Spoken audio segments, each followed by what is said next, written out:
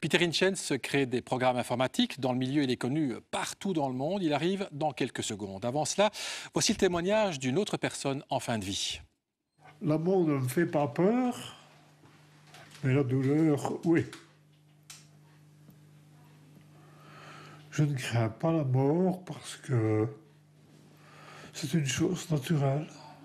C'est triste, oui, mais c'est une chose naturelle. On est pour mourir. Et c'est ça qui chipote beaucoup de gens aussi. Hein. Pourquoi? Moi, ça ne me chipote pas parce que je ne me suis plus posé la question depuis longtemps. Bonjour Monsieur Hitchens, merci d'avoir le courage de venir. Entre deux chimiothérapies, je pense. Votre témoignage est essentiel pour nous. Vous êtes bruxellois néerlandophone. Bonjour docteur Bernard Koster, médecin spécialisé en soins palliatifs au Grand Hôpital de Charleroi. Nos 4 grandes voix sont également là, évidemment, et bien là. Monsieur Hitchens, je pense que vous apprenez votre cancer, votre premier cancer en 2010. Et puis il y a une rechute il y a quelques mois. Dans le texte effectivement magnifique que vous dites, que vous avez écrit, comment se comporter avec un mourant, vous dites tout d'abord, il faut immédiatement, quand on apprend quelque chose comme ça, assumer que c'est grave. Il ne faut pas se raconter des histoires. En tout cas, ça c'est mon point de vue. C'est mieux de planifier pour le pire et pour les cas probables que d'espérer sur des possibilités. Maintenant, si ça va mieux qu'on espère ou qu'on croit, c'est bien. Mais au moins, comme ça, on peut mettre sa vie en ordre, on peut arranger des choses dans le sens pragmatique. On va en reparler. Vous donnez beaucoup de conseils à l'entourage et c'est absolument extraordinaire à vous. Vous dites la première chose, c'est très pratique, votre texte, vous dites ne dites pas à la personne qui effectivement est en fin de vie, ne lui dites pas « bats-toi ». Oui. Pourquoi? Ce n'est pas une guerre. Le métaphore d'un combat, une lutte, tout ça très mal approprié. Chaque patiente fait son mieux de se guérir dans sa façon.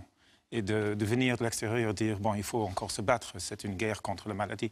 Je trouve ça erroné. Peut-être du point de vue du médecin, c'est comme ça. Mais du point de vue du patient et sa famille et ses amis, c'est quelque chose de très différent. Vous dites aussi, il ne faut pas dire, s'il te plaît, reste avec nous. Vous dites, ce n'est pas le malade qui décide. Que voulez-vous dire par là? Voilà, le malade fait son mieux. C'est ça, il fait de son mieux de toute façon, donc il ne faut pas... pas... De toute façon, voilà. il fait ce qu'il peut. On va dire tout à l'heure ce que vous recommandez qu'il faut dire, puisque là, pour l'instant, on est plutôt dans ce qu'il ne faut pas dire. Vous dites également, ne pleurez pas au téléphone quand vous appelez. Ce sont des choses très pratiques, dites-nous. Oui. Pourquoi? Mais c'est le pire, c'est de venir à quelqu'un qui est déjà en souffrance et de venir avec des émotions en plus. C'est très important, je trouve, quand on a des situations difficiles comme ça, de se calmer et de trouver un état de paix quelque part, tant que c'est difficile. C'est bon aussi pour la santé, c'est la meilleure situation d'être calme et en paix. Et de venir de l'extérieur avec des émotions de tristesse ou d'angoisse ou de peur devient très difficile pour le patient. C'est ça. Donc, si on a ça, si on se sent mal, il vaut mieux attendre quelques minutes, dites-vous, voilà, avant de téléphoner. C'est normal la première fois quand je dis à ma famille que je vais mourir. Évidemment, tout le monde commence à pleurer. Mais alors, on attend un petit peu et puis on se parle encore après. Et vous dites quelque chose aussi de très très beau, parler des bons souvenirs ensemble, voir un petit peu les belles choses qu'on a connues. Ça aussi, voilà. C'est quelque chose qui vous frappe. Il faut focaliser sur la vie plutôt que le mort. Bon, tout le monde meurt, mais c'est bien de se rappeler des choses qu'on fait ensemble, qu'on a fait ensemble. C'est ça. Et puis je vais bien sûr donner la parole à chacun et au docteur aussi. Vous terminez en disant parler du quotidien de l'hôpital, ça aussi, ça peut servir. Donc finalement, parler un peu de la vie. Comment ça se passe pour toi? Voilà. Vous dites ça, c'est une... Des choses très banales en fait. Parce que, bon, en tout cas pour moi, peut-être que ce n'est pas pour tout le monde, ce qui me fait le mieux, c'est la présence des autres gens. C'est les conversations, c'est d'être avec des gens. On ne doit pas spécialement dire des choses importantes, on ne peut pas dire des choses importantes. Mais d'avoir la présence de mes amis, de ma famille, c'est très, très, très important et ça me donne beaucoup de force. Donc il faut venir voir les personnes. Tout à fait. Il faut vraiment. Voilà. Et moi, je vais faire une fête en quelques semaines et je vais rassembler des 50 ou 100 ou 150 personnes. On va faire une grande fête. Il vient des gens qui viennent de partout. Voilà. Docteur, vous reconnaissez ce que vous entendez et puis je donnerai la parole à chacun, bien sûr. Oui, tout à fait. Nous, en unité de soins palliatifs, là où je travaille, on essaie de donner aux gens le maximum de confort pour qu'ils puissent retrouver leur famille, qu'ils n'aient plus mal et qu'ils soient au mieux pour réfléchir. Pour réagir comme le dit M. Hitchens. Tout à fait. Christophe. Oui. C'est quelque chose qu'on dit souvent dans ces conditions-là, et on a tous connu des gens qui étaient atteints de maladies graves dans nos familles, hein, parfois nos parents, parfois des proches, parfois des amis.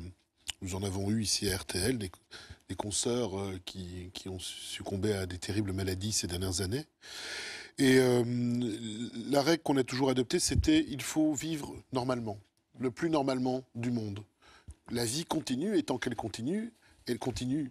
Et moi, je me souviens notamment d'une de nos consoeurs qui avait, comme ça, traîné une maladie très grave, un cancer, donc pendant très très longtemps. Mais elle a fait le maximum pour continuer à travailler au maximum. Et quand elle pouvait revenir travailler, elle travaillait. Et quand elle travaillait, ben, on la considérait comme une consoeur, comme elle avait toujours été, etc. Et je crois que c'est effectivement... voilà. Et puis d'autres exemples dans nos familles, on en a tous. Et je crois qu'effectivement, quand on essaye jusqu'au bout, le plus longtemps possible, de discuter de choses et d'autres, même dans la chambre du malade, de lui faire partager les choses, de lui dire tiens, hier soir on est allé au restaurant, on a fait ça, etc. C'est le garder dans la vie et le garder dans la communauté qu'on forme autour de lui. Enfin voilà, c'est mon point de vue. Hein. Et je pense qu'on réagit tous d'une manière... Monsieur Hitchens, vous dites, soyez vous-même, là vous donnez des conseils aussi à la personne qui va partir, qui va nous quitter, vous dites, soyez vous-même joyeux par rapport justement à l'entourage, parce que c'est très difficile pour eux aussi, dites-vous. Oui. L'émotion de personne qui souffre influence tout le monde. Si on a honte ou si on est angoissé, si on a peur, bon, tout le monde va sentir ça. Donc, la décision consciente, je ne sais pas si c'est possible pour tout le monde, hein, mais décision consciente de prendre ça comme une situation, c'est une fait, ce n'est pas une opinion, le fait qu'on va mourir, et de... enlever les émotions négatives et de laisser le bonheur. Moi, j'ai la chance que je peux terminer mes projets. J'ai de la chance que je peux dire adieu à mes amis. J'ai de la chance et vous que voulez je le peux... faire, hein, vous... Et je vais le faire de façon très pragmatique. Donc, je vis normalement, mais en même temps, je clôture des choses. Et ça, c'est une opportunité, c'est un luxe. Vous avez aussi de jeunes enfants. Oui. Pour leur parler, c'est aussi important de le dire, vous avez utilisé une image de Lego. Dites-nous. Oui. Ben bon, pour moi, c'est la vie. On est des... J'ai expliqué ça, on est des petites maisons Lego et bon, pour pouvoir construire d'autres maisons Lego, on doit détruire les anciens. Et mes enfants, ils ont compris ça. Mon petit garçon, il a 5 ans. Mon garçon, il a 9 ans. Et ils doivent... Bon, ils ne vont pas comprendre ça maintenant. Mais quand ils sont plus âgés, ils auront de bases pour comprendre qu'est-ce qui s'est passé. Vous avez vous-même 53 ans. Michel. Votre discours est très apaisant. Moi, je le reçois comme tel. Et vous posez une bonne question qui est, peut-on mourir de façon non morbide? Oui. Et il y a 2 volets dans votre réflexion. Il y a plein de livres sur le bien vivre, il y a quasiment rien sur le bien mourir. Voilà. Et ce que j'aime bien, sur votre blog notamment que j'ai lu, c'est qu'il y a visiblement chez vous un chemin d'acceptation. Il y a un long processus d'acceptation de la mort que tout le monde ne peut pas faire. Et il y a aussi chez vous, pour moi c'est très important, vous prenez le contrôle de votre propre mort et vous parlez notamment très favorablement de l'euthanasie. Oui. J'ai vu ça avec mon père qui est mort cette année, Pâques. Et il était très vieux, il était très faible et il avait perdu le contrôle de sa vie. On parlait de ça en haut. Et il avait pensé à l'euthanasie, déjà concrètement.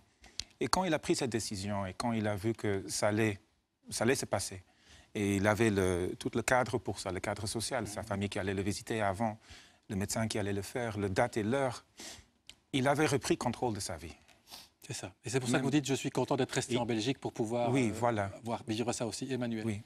Moi, je suis super émue, je pense que ça se voit, parce que je rêverais de pouvoir mourir comme vous. Je suis à 100% d'accord avec vous et j'ai honte parce que je n'ai pas la force d'affronter ça pour les autres. Voilà, j'ai des proches qui... Emmanuel, non, je comprends. On va vous laisser, Emmanuel. Alain.